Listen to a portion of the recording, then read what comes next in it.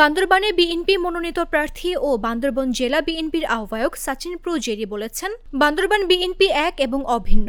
এখানে বিভাজনের কোনো সুযোগ নেই। শান্তি, সম্প্রীতি, সংহতি ও উন্নয়নের ধারা অব্যাহত রাখতে ঐক্যবদ্ধ বান্দরবান কামনা করি। শুক্রবার বিকেলে বান্দরবান মুক্ত মঞ্চ প্রাঙ্গণে বিপ্লব ও সংহতি দিবস উপলক্ষে আয়োজিত এক র্যালি পরবর্তী সমাবেশে তিনি এসব কথা বলেন।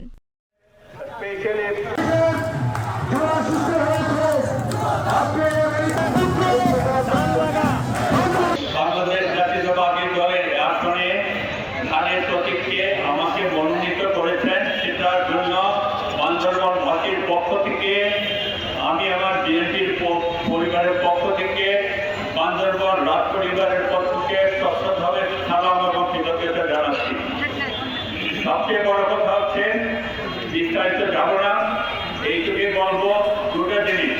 সবাইকে স্বনির্ভর অনুরোধ করবো, আমরা যেন বান্দরবান পার্বত্য জেলার যে দ্বিতীয় গৌরব যেটা বলা হয় সম্প্রীতির বান্দরবান, এটা